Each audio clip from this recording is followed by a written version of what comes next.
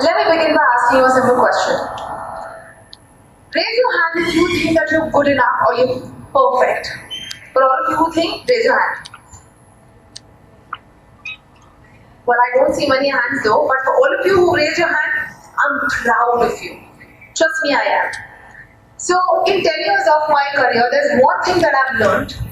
That is, the most important day of your life is the day when you decide that you're good enough. And that day has to be every single day. So, hello everyone, I'm Ekta Dixit. I am a psychologist, life and relationship coach. And let me tell you a story. A story of my teenage as a school-going girl. But I wasn't really proud of myself. I wasn't even aware of my existence because I didn't know what I really wanted to do in my life. And if someone would come up and ask me that, where do you see yourself just like a year later? I'd be like, I don't know. I'm not sure. And I had a set of classmates who would be, together. They would, hang out with each other during breaks. And for all of you who think that school days, college days are fun, just raise your hands. I love that. And I'm going to talk about my story that led me to where I am today. So I had this set of friends, my classmates, I wouldn't say friends, but set of classmates who would hang out with each other, visit each other's houses, spend time, do all the teenage good stuff, and here I was, all alone. No. Okay. I was all alone anyway. Aloof, looking for that one person to call me her best friend. So I didn't really feel good about myself. And I wanted to cry myself to sleep because I had no one to share my feelings with. I didn't know who to look forward to. I didn't know who to seek for guidance. I had my family, friends of course, but friends to friends there, right? So I had no one. And I remember one day I started writing letters to my late grandfather about how miserable and how lonely my life was. Though I never met my grandfather because he passed away before I was born. But I felt that connection with him. I would often look at the sky and mentally speak to him about how things were for me. I didn't feel good. So for a very long period of time, I really wanted my school days to get over. But little did I know that my college days were actually preparing me for a sequel. I had a few classmates who would make fun of me. I wouldn't say bully, but they would often use sarcasm, which I was really good at. I had friends that weren't really welcoming or empathetic for that matter. So I would not attend my college most of the days, barely twice a week. So much so that I missed my second year's examination. I didn't. My parents didn't know about it. And it was a terrible time because I had to figure things out all by myself. I did, which is why I'm here with a degree right now. But I was glad at that point of time that, I figured things out, things are done. And then I was really thrilled to get started with my post-graduation. Because again, I was really preparing myself for a new set of friends. Let's try it again because you don't have to give up. You have to keep trying. That's what I did during my post-grad. So this first day, I was seriously thrilled, and the day I entered my class, what do I see? Set of old friends in the same class, in post-grad. And I was like, oh my God, not again. I'm not preparing myself for this now. Again, 2 years of misery of not having anyone to look forward to.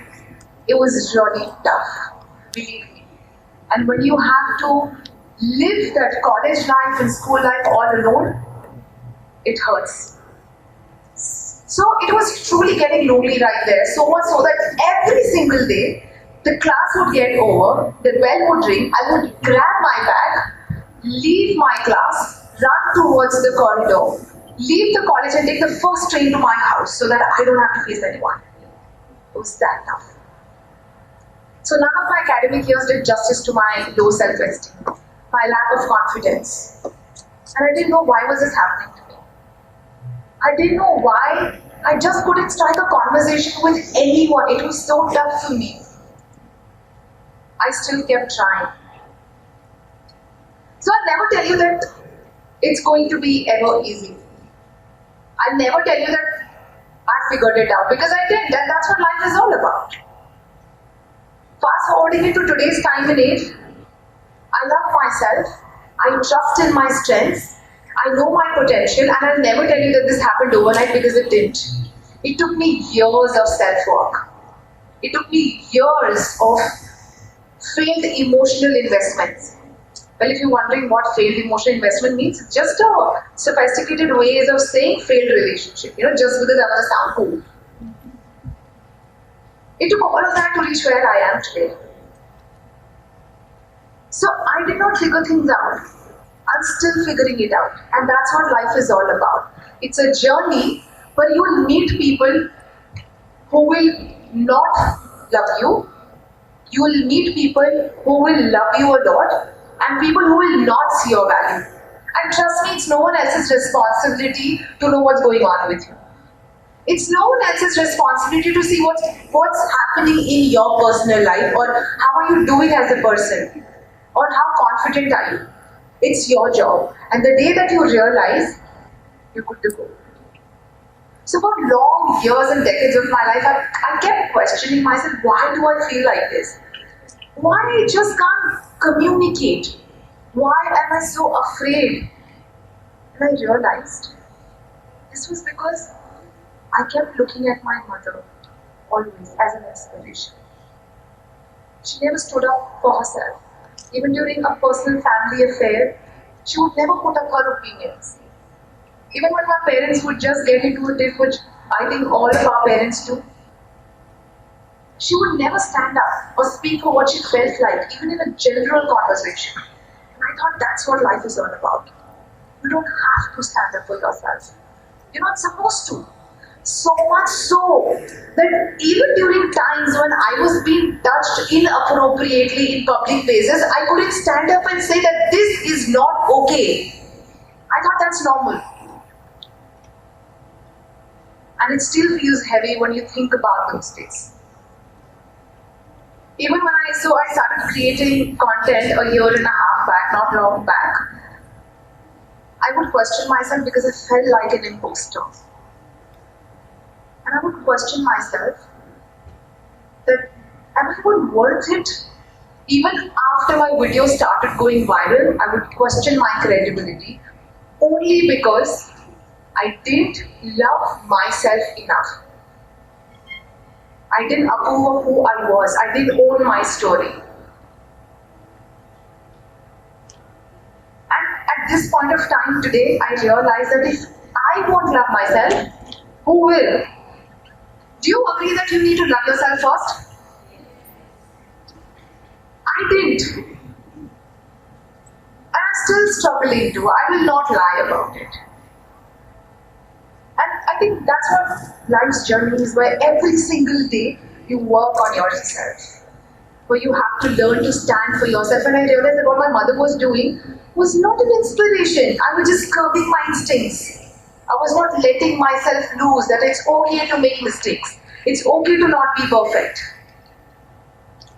And that's how, when I realized, I transformed from this girl to that girl. But I didn't believe myself.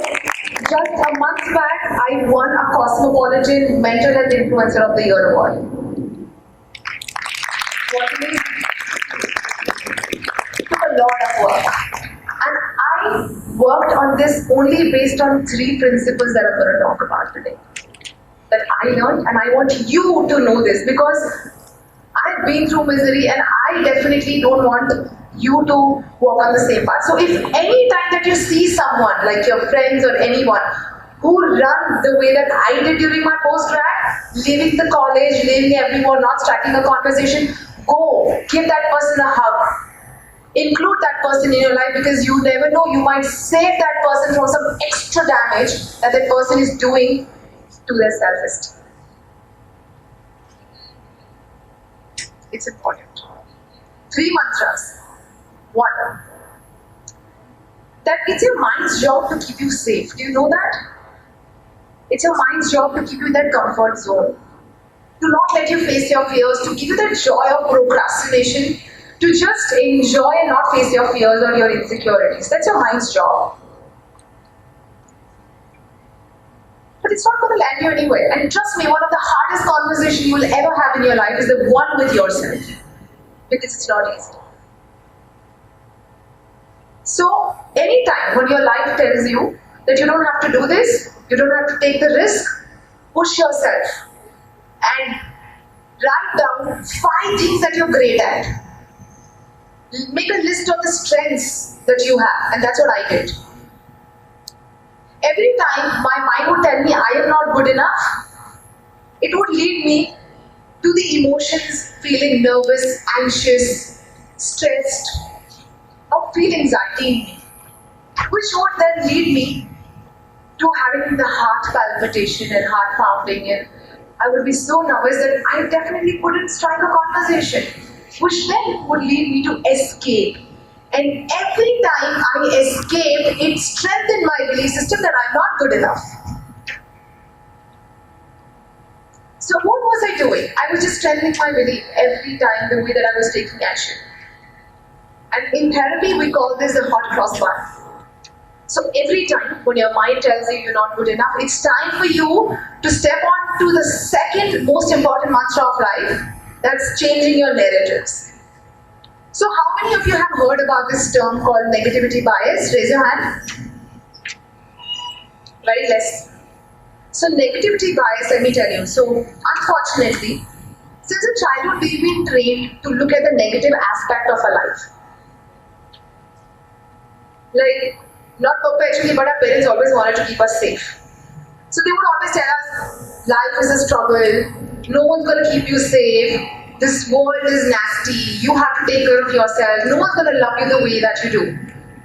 So how many of our parents do that? Raise your hand. Just from that perspective, because they want to keep us safe. Mine did too. And because we've been trained and conditioned to think that way, we believe that that's a reality. But no, my friend, that's not a reality. That's just a thought that's been planted in your head. And thoughts can be changed. That's what I learned. Every time you have a negative thought, but when you doubt your own capabilities, it's time for you to uproot that thought and remind yourself that I can work through it. And that's what I did after my post-graduation, when I realized that it's time for me to work on myself. Every time my mind would tell me, you're not good enough, you're not going to be successful, I'd be like, okay, let me be aware. I changed my thought. Let me be aware. Fine, why am I feeling this way? Which would then definitely change my emotions. So of course anxiety, because it takes time for your mind to sort of get off that entire rail of thoughts that you've been since childhood. It takes time. So I would still feel anxiety, but calm at the same time. So I did change my narrative somewhere, which would then change my physical sensation from heart pounding to starting to take deep breaths and rationalize my thoughts that that's fine, it's fine to feel that way, but what can I do about it? I want you to ask yourself, what can you do about it every time you're struggling with something? And that made me step onto the fourth, changing my action by facing my fears, by owning who I am, and accepting that it's okay even if I'm not perfect. This is how I changed my narrative. Which then leads me to the most important third mantra of my life, that you always have a choice. Do you all believe that we all have a choice? We all have a choice. And I can't press this enough, that we forget that we have a choice. If your career isn't doing well, you have a choice to figure something out. If your relationship isn't working, you have a choice to A, work on it, or B, work out of it. And if you think that you're stuck somewhere, you have a choice to move. You're not a goddamn tree. You always have a choice.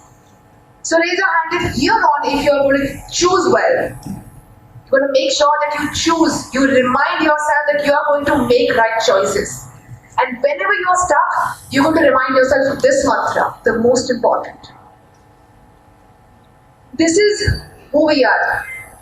A donkey tied to a chair who has an illusion that he's been tied. And we are tied up to our own self-limiting belief systems, which we need to break through. So I can proudly say today, with whatever I've been through in my life previously, in terms of my aunts and uncles comparing my grades with their kids, whether it's me looking up to my mother for inspiration and thinking that not speaking for yourself, not standing for yourself, not doing things for your own self is okay. But if you really want to have an easy life, you have to make hard choices. Hard choices like moving out of your comfort and saying, it's okay, I'm going to own myself and be okay with whatever happens. Let me take the risk. Let me figure things out, what I can. Whether it's your relationship, whether it's your personal growth, whether it's your finances, it could be anything. You have a choice. And I would really like you to ask one question every single day. And that is, every day we are presented with two choices. Evolve or repeat. What did you pick today? Thank you so much, ladies and gentlemen. I hope you have a wonderful day.